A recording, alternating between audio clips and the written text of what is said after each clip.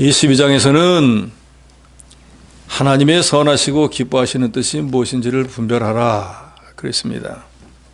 2절 이하에 그래서 하나님의 기뻐하시고 선하시는 뜻은 이 타락된 세대를 본받지 않는 것입니다.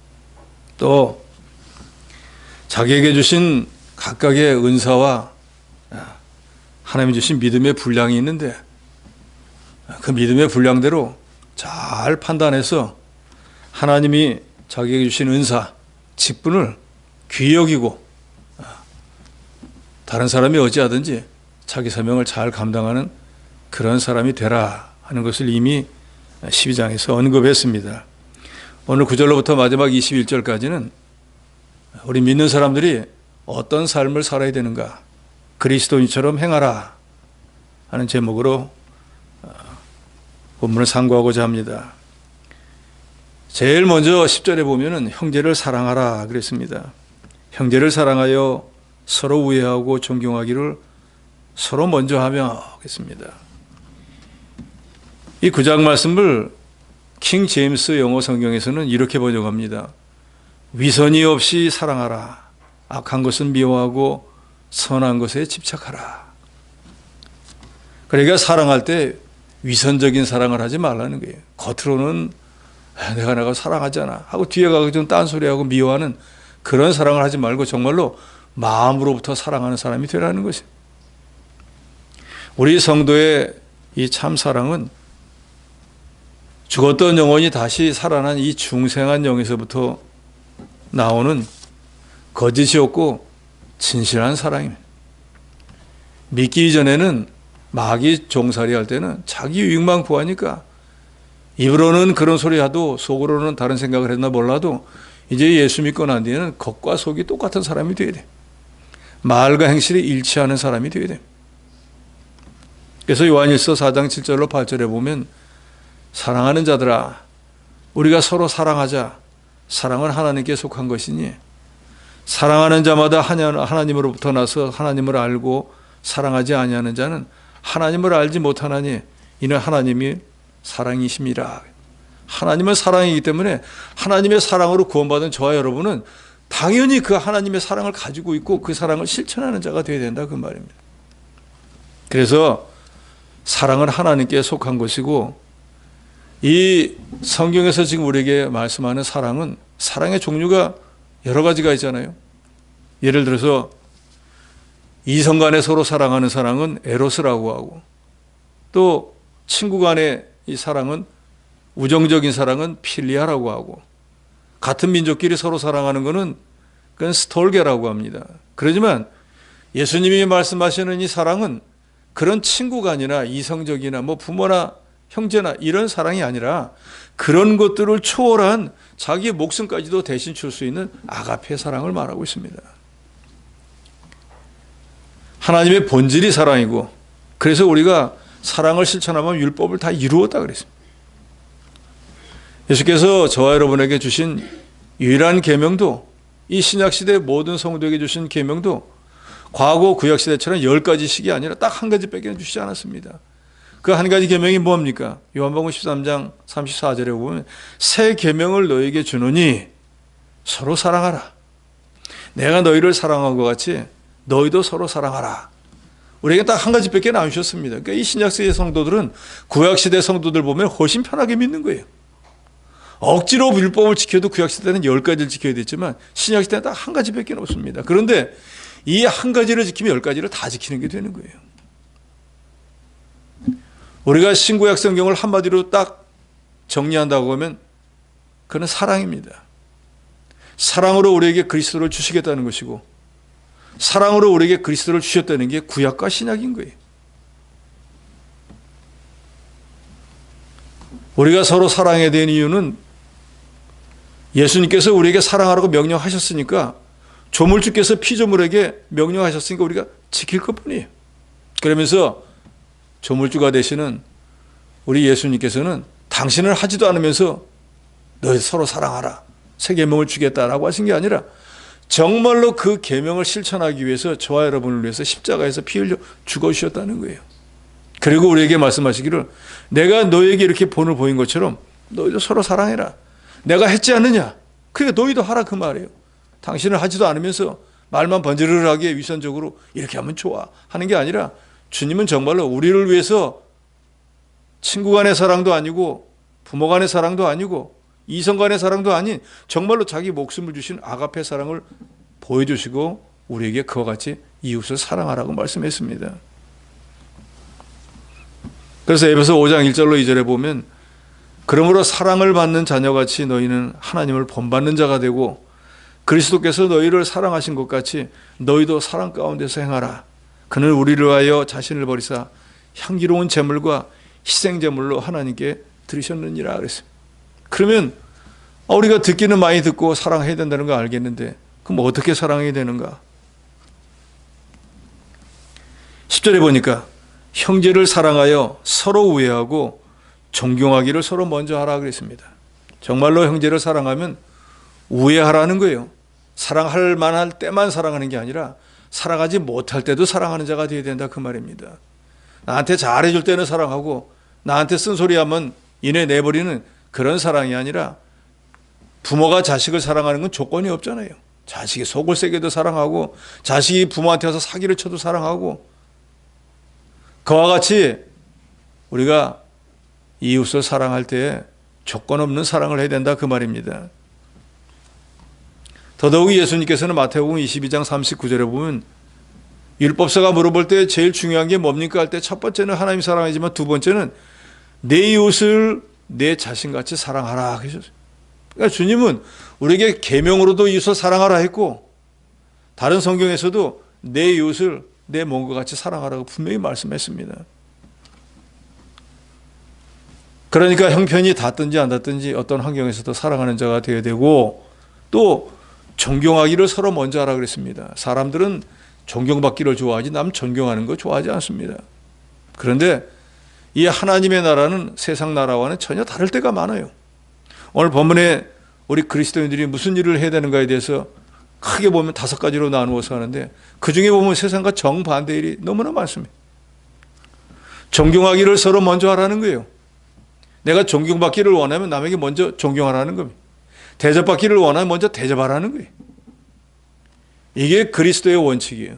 세상법은 자기를 알리고 PR해가지고 자기가 높아지려고 하지만 하나님의 나라는 자기가 낮아질수록 높아지는 거예요.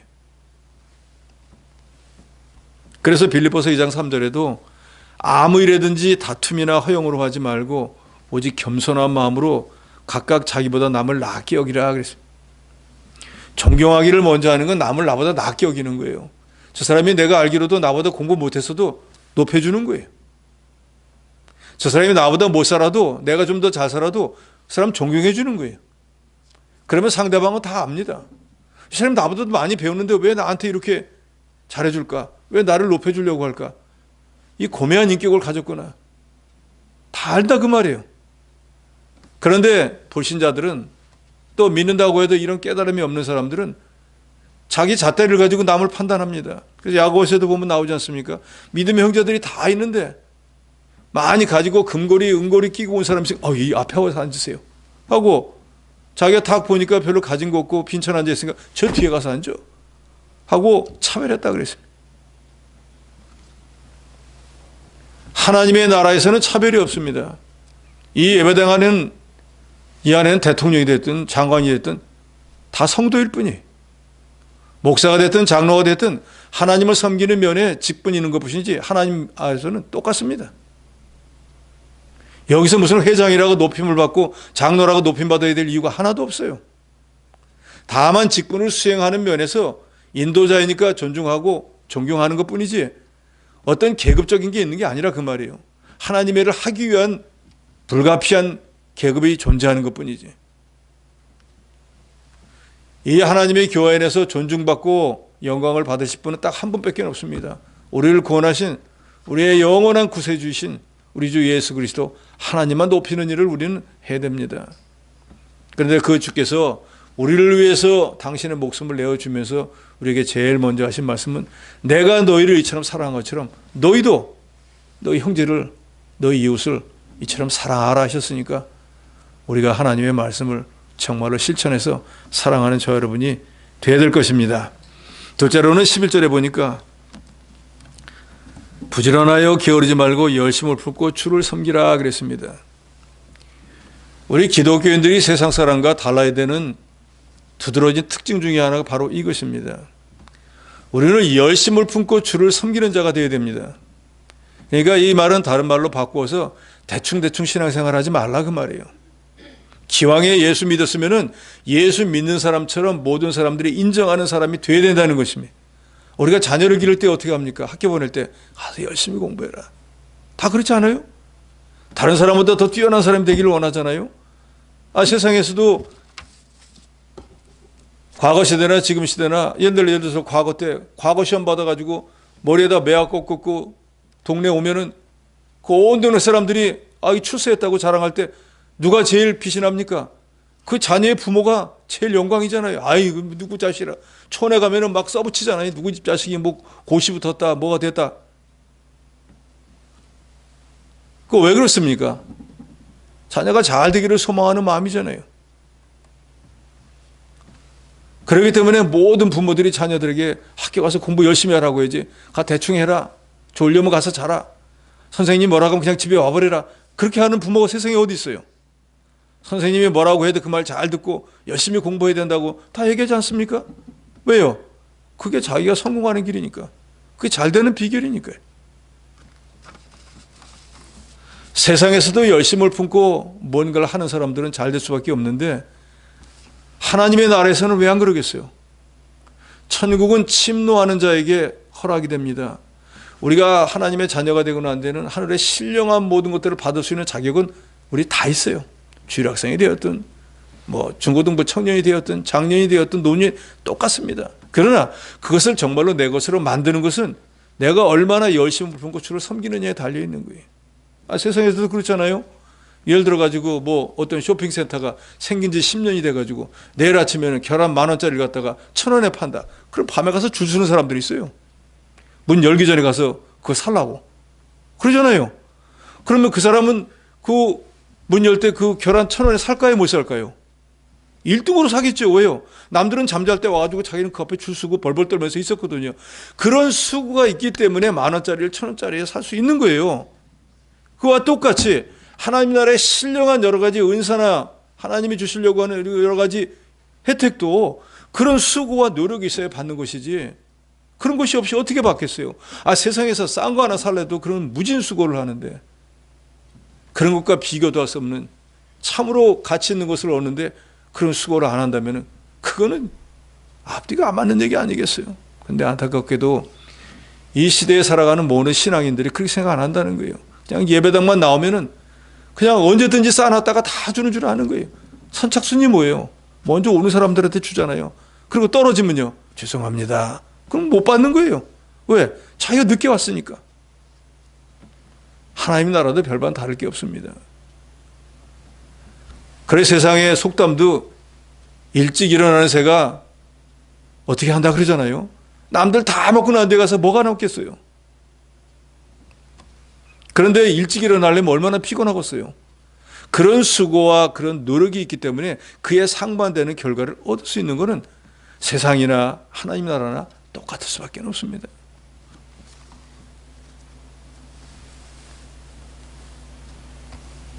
어떤 신문기사에 이런 기사가 실렸습니다. 당신은 당신의 일에 1만 시간을 쏟아부었나? 아니라면 성공을 말하지 말라. 이게 무슨 말인가 하면 어떤 일을 하기 위해서 그 일에 1만 시간을 투자한 적이 있느냐 그 말이에요.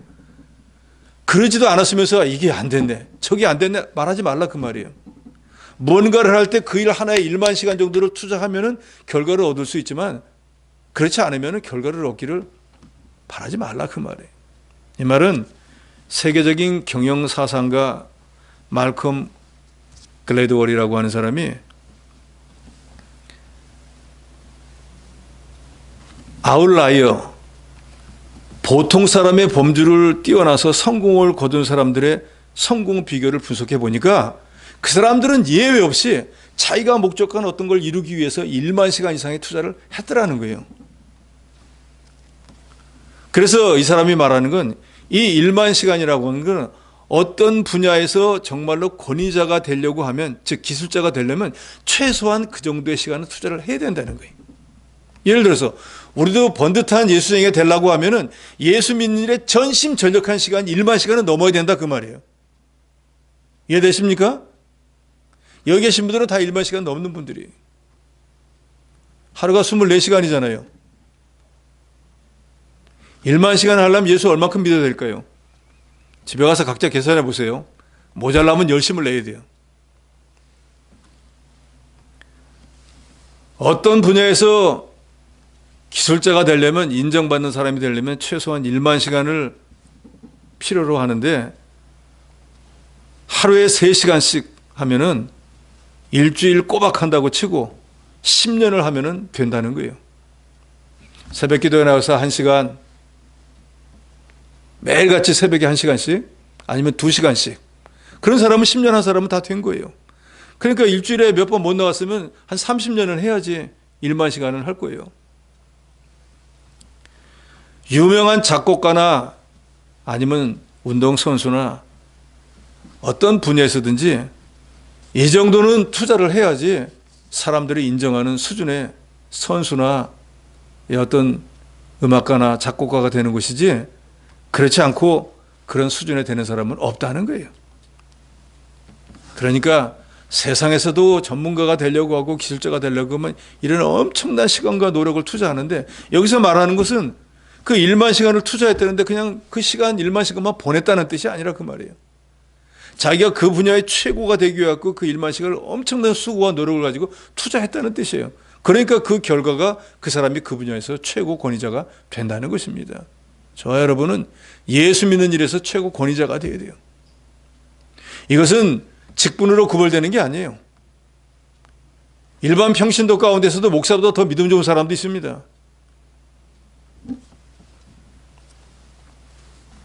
그래서 무릇 있는 자는 받아 풍족하게 되고 없는 자는 그 있는 것까지 빼앗기리라 한 이 말씀을 마태복음의 법칙이라고 하는데, 미래에 성공한 사람들의 대부분은 바로 이렇게 1만 시간을 투자했나, 이 마태복음의 법칙처럼 행했는가, 그런 것들을 제대로 완비한 사람들이 성공하더라는 거예요.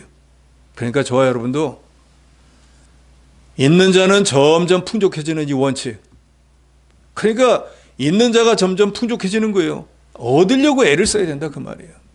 만들어지려고 애를 써야 된다 그 말이에요. 술에 술 탄 듯 물에 물 탄 듯 세워라 내워라 해서는 아무것도 얻어지는 게 없습니다. 더더욱이 우리 인생은 길지를 못합니다. 순식간에 지나가 버립니다. 그리고 세월은 우리를 기다려 주지도 않아요. 그래서 에베소 5장 16절에 보면 세월을 아끼라 때가 악하니라. 지금 믿음 쓰기 어려운 때를 만났어요. 주님 오실 때는 점점 다 돼갑니다. 요새 보세요. 새벽에는 가을이에요. 대낮에는요 여름이에요. 하루에 옷을 2벌 입을 수도 없고 아주 헷갈리는 그런 때를 만났어요. 사막에 막 눈이 내려. 미국의 폭풍우와 아울러서 무슨 토네이도 뭐 때문에 상상지도 못하게 사람들이 막 죽어나갑니다. 그런데 우리 주님께서 분명히 말씀했잖아요. 주님 오시기 전에 전무후무한 대장이 일어날 거라고. 그러니까 이런 것들이 우리 눈에 지금 점점 보여가지 않습니까? 그럼 우리가 어떻게 해야 되겠어요? 세월을 아껴야죠. 믿는 일을 해야죠. 믿음의 준비를 해야죠. 아차 하고 있는데 주님 오시면은 잠깐 기다렸다 오세요. 할 수가 없습니다. 오시면 그걸로 모든 게 종료돼 버리는 거예요. 더더욱이 예수님께서도 마태복음 22장 30절로 38절에 보면 내 마음을 다하고 목숨을 다하고 뜻을 다하여 주 너의 하나님을 사랑하라 하신 이것이 크고 첫째 되는 계명이라 그랬습니다. 그러니까 우리가 열심을 붓고 주를 섬겨야 되는 이유는 우리가 마땅히 주님의 명령이거니와 이것이 성경에서 우리에게 명하는 제일 첫 번째 계명이기 때문에, 그러니까 우리가 주를 섬길 때 대충 할 것이 아니고 정말로 열심을 품고 주를 섬기는 그런 저 여러분이 되어야 되겠습니다. 세 번째로는 소망 중에 즐거워하고 환난 중에 참으라 그랬습니다. 12절 13절 같이 읽습니다. 12절 13절 시작. 소망 중에 즐거워하며 환난 중에 참으며 기도에 항상 힘쓰며 성도들의 쓸 것을 공급하며 손대접하기를 힘쓰라. 전도서 7장 14절에도 보면은 형통한 날에는 기뻐하고 공고한 날에는 되돌아보라 그랬습니다. 그 말은 인생에는 늘 슬픈 일 아니면 또 기쁜 일 좋은 일, 나쁜 일, 이게 왔다 갔다 하게 돼 있는 거예요. 어떤 사람이라고 그 죽을 때까지 태어나서 나쁜 일만 있는 것도 아니고, 또 어떤 사람은 태어나서 죽을 때까지 좋은 일만 있는 것도 아니에요. 행복하다고 생각하면 이내 불행한 일이 있어요. 불행하다고 생각하면 또 행복이 있고, 그렇기 때문에 슬퍼서 죽을 것 같아도 얼마 있다 보면 또 기뻐서 죽을 것 같기도 하고, 내내 그런 것이 반복될 수밖에 없도록 하나님이 해놓으셨어요. 그러니까 하나님의 은혜로 형통한 날 기쁜 일을 만났으면 당연히 하나님 은혜에 감사해서 기뻐하면 될 것이고, 그 반대로 여러 가지 힘들고 공고한 날이 왔을 때는 과거에 그런 기쁘고 즐거운 일이 있었던 것이 금방 또 다시 올 거를 생각하고 믿음으로 잘 참아야 된다 그 말이에요. 기도로 이겨야 된다 그 말입니다. 되돌아보라 하는 것은 기도하라 그 말이겠죠. 우리 성도의 소망은 눈에 보이는 소망이 아니고 보이지 않는 소망입니다. 우리의 나라는 이 땅에 있지 않고 보이지 않는 저 하늘에 있습니다. 그래서 우리의 신령한 모든 것들은 우리 눈에 보이지 않는 다 비가시적인 것들이. 그렇지만 이런 소망을 확실히 가지고 있는 사람은 어떤 어려움과 환난이 온다고 할지라도 낙심하지 않습니다. 우리가 환난 일을 당했을 때 참아야 되는 이유는 우리가 지금 당하고 있다고 하는 환난이 이미 우리 주님이 다 이겨놓으신 거기 때문에 우리 주님 안에서 주님을 의지하면 우리도 늘 이길 수 있는 거예요. 그래서 요한복음 10장 33절에 보면 예수님이 너희가 환난을 당하나 담대하라 내가 세상을 이기었노라 그랬어요. 너희 모두가 이 세상을 살아가며 환난을 당할 거야. 그렇지만 너희가 염려 걱정할 게 없어. 왜? 내가 이미 다 이겨놓은 거야. 그러니까 너희가 내 안에서 나를 믿는 믿음을 가지고 살면 너희가 어떤 환난을 당해도 너희 이길 수 있다는 거예요. 이걸 믿으시기 바랍니다. 그러니까 어려운 일 생겼다고 죽겠다 하지 마세요. 죽겠다 하니까 사람이 하나님께서 이 사람이 정말 죽는 게 소원인가? 그게 데려가 버린다고요. 살겠다 해야죠. 죽고 사는 것은 하나님의 손에 달려있지 우리 생각대로 되는 게 아닙니다. 그래서 세상의 불신자들도 하늘이 무너져도 솟아날 구멍이 있다 그러잖아요. 막연하게 기대를 하는 거예요. 어떤 방법이 있겠지. 근데 우리에게는 확실한 방법이 있어요. 그 사람들은 뭔지 모르는 걸 붙잡지만 우리는 확실한 우리의 구원의 구세주가 있다니까요. 내가 세상을 다 이겨놓았다. 너 걱정하지 말라는데도 그 사람들은 그런 약속도 없는데도 솟아날 구멍이 있겠지 하는데 우리는 주님이 내가 다 이겨놓은 거야. 걱정하지 마. 하는데도 그 말을 못 믿어가지고 어떡하지? 죽겠다. 이게 믿음이 없는 거예요.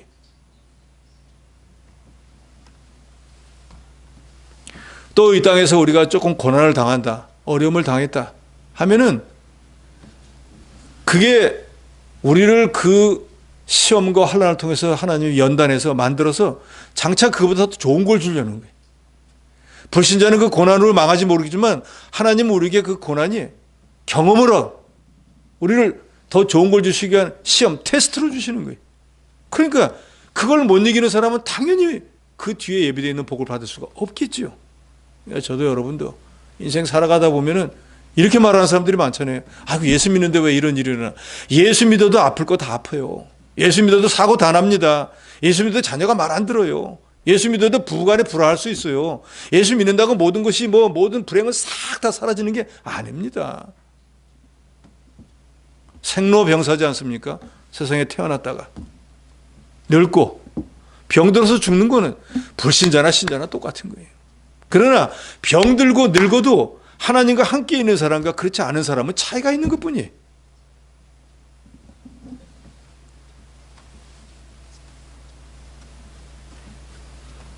제가 가끔 그 말씀 드리잖아요. 오늘 집사님이 치매가 드는 게 분명해요. 그런데 예배 시간 되고 찬송만 딱 부르면 그때부터 그 치매가 온데간데 없어져 버리는 거예요. 찬송 한글을 모르는 분인데 눈을 딱 감고 찬송 4절까지 다 불러. 신기하잖아요. 글을 못 읽는데. 들은 걸로 아는 거예요. 들은 거야. 수십 년 들은 걸로. 그리고 말씀이 증거되는 그 시간 내내 마귀가 1절 틈 못하게 합니다. 희한하게 예배가 딱 끝나고 나면 그때부터 또 뭐라 하고 막 하는 거예요. 똑같은 말 했던 말 또 계속하고. 신기하지 않아요? 저는 그걸 계속 보면서 너무너무 신기하더라고요. 그래서 사울이 그 악신이 들려있을 때 다윗이 수금을 타주면은 사울의 마음이 시원해지면서 악기가 나가지고 그 정신이 멀쩡하다 그러는데 그 이해가 되더라고요. 그러니까 우리가 무슨 그런 일이 우리 인간의 생각과 하나님이 전혀 다르다는 걸 저와 여러분이 알아야 돼요. 우리가 예수를 믿으면서도 예수가 우리하고 비슷한 줄 아는 거예요. 예수님은 하나님이에요. 우리와 전혀 차원이 다른 분이라 그 말이에요. 우리가 할 수 없는 그것을 하시는 분이 하나님이잖아요. 우리 인간이 못하는 걸 하시는 분이 하나님인 거예요. 그러니까 우리가 하나님을 믿는다는 건 전지전능한 우리가 할 수 없는 불가능한 일을 하실 수 있는 분을 믿는 걸 믿어야 된다 그 말이에요. 근데 이걸 못 믿으니까 우리 인간은 생각으로 안 된다고 하니까 기도한다고 뭐가 돼? 그게 불신앙인 거예요. 기도는 뭐예요? 전지전능한 하나님과 교통하는 거잖아요. 하나님과 교통한다고 뭔 일이 돼? 하는 게 불신앙이죠. 왜요? 전지전능한 분을 못 믿으니까 기도 안 하고 교통 안 하는 거잖아요. 자기 부모가 예를 들어가지고 100억 재산을 갖고 있다. 그런데 예를 들어가지고 1억 빚졌다. 걱정할까요? 안 할까요? 아버지 마음만 잘 들게 하면은 나올 거 아니에요. 그렇잖아요. 자기 아버지가 100억 있는데 1억 줄 수 있잖아요, 아들한테. 그런데 아버지가 100억을 갖고 있다고 생각 안 하니까 자기 아버지한테 부탁 안 하는 거예요. 우리 하나님이 우리에게 필요한 모든 걸 다 갖고 있다 믿는 사람은 당연히 하나님께 가겠죠. 하나님 이거 필요합니다. 그런데 기도해봤자 소용있나? 라고 생각하는 사람은 하나님이 갖고 있다고 생각 안 하는 거예요. 그러니까 하나님께 안 나오죠. 그래서 자기 생각대로 이것도 해보고 저것도 해보고 하다 깨지고 다 깨지고 난 그 다음에 갈 데가 없으니까 이제 할 수 없이 천부여 의지 없어서 손 들고 옵니다. 왕창 다 깨지고 난 뒤 미련한 자잖아요. 부모가 자녀를 잘못했다가 매를 때리려고 할 때 막대기를 딱 들자마자 아이고 아버지 저 잘못했습니다 하고 비는 사람은 제일 지혜로운 자예요. 잘못한 거 알겠어. 다시는 안 그러겠습니다. 매도 안 맞고 용서받고. 그런데 때려보시오. 갈 때까지 가봅시다. 그럼 그 아이 어떻게 죽살나게 맞는 거예요. 어떤 사람이 지혜로운 사람이에요. 뭔가 잘못했다고 하면은 잘못했습니다 하고 잘못을 용서해 줄 수 있는 분한테 뭔가 부족하다고 하면 부족한 걸 채워줄 수 있는 분한테 나오는 사람이 지혜로운 자 아닐까요? 그렇게 믿지 않습니까? 그런데 저도 여러분들 이걸 안 믿는 거예요. 예수를 수십 년 하나님 앞에 갈 때가 다 된 지금까지도 그걸 안 믿는 거예요. 그래서 뭔가 어려운 일이 생기면 하나님께 나오는 게 아니라 어딜 갑니까? 사람 찾아다니고 전화하고 자기 아는 줄 찾아다니는 거예요. 하다 안 되면 그때 할 수 없이 주여 불쌍히 여겨 주시옵소서. 이게 미련한 자예요. 그래서 히브리서에 하나님을 기쁘시게 하는 믿음이라고 할 때 뭐 큰 믿음이 아니에요. 여러 가지 믿음도 아니에요. 딱 두 가지만 있으라는 거예요. 그 중에서도 제일 첫 번째가 뭐예요? 하나님이 살아 역사하시는 분이라는 거, 하나님이 계신 걸 믿으라는 거예요. 여러분 믿으십니까? 우리 눈에 안 보여도 하나님이 계신 거예요. 우리 눈에 안 보여도 하나님이 우리를 주장하시는 거예요.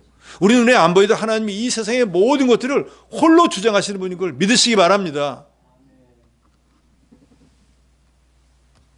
이 믿음이 있어야 돼요. 그래서 아브라함의 하나님, 이삭의 하나님, 야곱의 하나님하고 그렇게 길게 안 해도 그냥 아브라함의 하나님 한 번만 해도 될 걸 굳이 아브라함의 하나님, 이삭의 하나님, 야곱의 하나님이라고 하는 이유는 우리 인간은 아브라함이 죽으면 그걸로 끝이고 더 이상 아들 이삭에게 아무것도 해줄 수 없지만 그 손주인 야곱에겐 더더 말할 것도 없지만 우리 하나님은 아브라함이 되었든지 이삭이 되었든지 야곱이 되었든지 그 아들 요셉과 그 후손 이스라엘 백성 오늘 우리까지라도 여전히 똑같은 권세한 능력을 가지고 살아서 역사하시는 분이라는 걸 믿는 게 그게 하나님이 계신 것을 믿는 믿음인 거예요.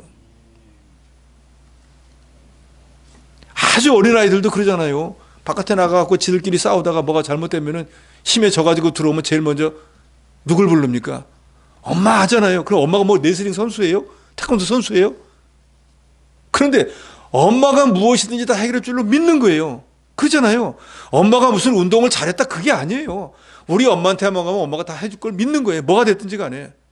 배고프면 딱 들어가면서 뭐라 그래요? 엄마 밥 하잖아요. 엄마가 밥순이에요? 근데 엄마가 채워줄 걸 믿는 거잖아요. 엄마가 운동 안 했어도 대적을 막아줄 걸 믿는 거잖아요. 아니 그럼 우리가 정말로 어린아이 같은 신앙이라고 하면은 우리가 인생을 살아가다가 어려운 문제를 만났습니다. 누구에게 달려가겠습니까? 마치 어린아이가 부모에게 달려가듯이 당연히 하나님 앞에 가서 주여 하고 부르는 게 지극히 당연하지 않겠어요? 그래서 기도하라고 하는데 기도한다고 뭐가 돼? 하는 이런 불신앙을 가지니까 오늘날의 신자들이 하나님이 주시는 여러 가지 복을 받지를 못하는 거예요. 그리고 예수 오래 믿었네, 뭐 기도 많이 했네, 40일 금식했네, 백날 첫날을 해보세요. 죽을 때까지 금식해보세요. 그런 하나님이 살아계신 능력의 역사를 믿지 못하고 기도하는 건 아무 응답받지 못합니다. 그래서 12절에 말합니다. 소망 중에 즐거워하고 환난 중에 참는데, 남을 나보다 나았게 여기면서 환난이 있을 때는 뭘 해야 되는가? 기도에 항상 힘써야 된다. 이건 우리 믿는 사람에게 하나님이 주신 유일한 특권입니다. 예를 들어서 세상 사람들도 대통령을 만나려고 하면 만나주지 못하잖아요. 대통령한테 함부로 전화도 못 걸잖아요. 내가 대통령을 만나러 왔다고 해서 만나주지도 않잖아요. 그런데 이전에 시대에 보면은 너무너무 억울한데도 왕이나 높은 사람들이 안 만나주면은 그 북 갖다 한번 치면은 그래도 이거 누가 친 사람이야 해가지고 만나주는 것도 있잖아요. 신문고라 그러는 거. 그처럼 왕 한번 만나기도 어려운데 우리는 기도라는 특권이 있어가지고 시도 때도 없어요. 아무 때든지 나와서 주여 하면 주께서 무슨 일이냐 하고 만나주신다는. 기도할 때 그냥 무슨 오늘은 정말로 하나님 앞에 내가 좀 간구할 게 있으니까 성경 구절 창세기에 있는 말씀 어디 해가지고 그거 그렇게 기도 안 해도 돼요. 어떤 분이 자기 교회에 그날 새벽에 무슨 행사가 있어서 어디를 갔는지 자기 교회가 문을 닫았으니까 제가 신무하는 교회에 왔더라고요. 그리고 이제 새벽 예배 끝나고 나서 각자 기도하는데 30분 내내 그 양반은 딱 한마디밖에 안 하는 거예요. 오죽하면 제가 왜 웃겠어요. 안 들으려고 했는데도 하도 똑같은 말을 반복하니까. 주님, 제 형편 아시죠? 주님, 제 형편 아시잖아요. 딱 그것밖에 안 하는 거예요. 근데 그거보다 절절한 게 어디 있어요? 제가 지금 이렇습니다, 저렇습니다 다 까발리지 않아도 주님 하고 부르기만 해도 모든 내 형편을 다 아시는 주님 아시지 않습니까? 주님, 제 형편 아시죠? 그 기도 하나님이 들으실까요? 안 들으실까요? 들으시죠. 아무리 입에 번지를 해게 성경 말씀 갖다 들이대고 백날을 기도해도 하나님이 안 들으시는 기도도 있고 들으시는 기도도 있습니다.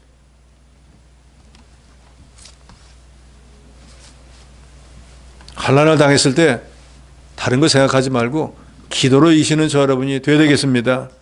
13절에 보니까 성도들의 쓸 것을 공급하고 손대접하기를 힘쓰라 그랬습니다. 우리 교회는 요새 좋은 풍조가 있잖아요. 뭔가 자기의 개인적으로 좋은 일이 있다. 그러면 그걸 가지고 성도들을 대접하려고. 이건 성경 말씀대로 사는 거예요. 주님 올 때가 다 된 이때 우리가 뭘 해야 되는가? 손대접하기를 힘쓰라 그랬어요. 내가 그때 좀 대접할 걸. 세월이 지나가면 그만인 거예요. 기회가 왔다고 생각했을 때 하나님이 일하라고 했구나. 그래서 성도들과 같이 기쁨을 나누면은 세상 말에도 그런 게 있잖아요. 뭐라 그러죠? 슬픔은 나누면 반이 되고 기쁨은 나누면 배가 된다. 이런 말 있잖아요. 세상 사람들도 그래서 좋은 일 있으면 나누려고 애를 쓰는데 우리가 더더욱 좋은 일이 있다. 예를 들어가지고 자녀가 학교에 입학했다. 하나님의 은혜들을 얼마나 감사하겠어요. 성도들하고 다 같이 나누는 거예요. 야, 잘했네. 하나님 은혜네. 뭔가 좀 하나님의 은혜를 체험하고 하나님이 뭔가 복 주신 게 있으면 그걸 빌미로 해서 성도들에게 대접한다고 얼마나 좋겠어요. 근데 근저에 우리 교회 그런 좋은 풍토가 형성되는 거 너무너무 감사하더라. 뭘 맛있는 걸 먹어서가 문제가 아니라 이 하나님 말씀대로 성도를 대접하는 그런 하나님의 말씀을 순종하는 교회니까 그거 하나님이 기뻐하시지 않겠습니까?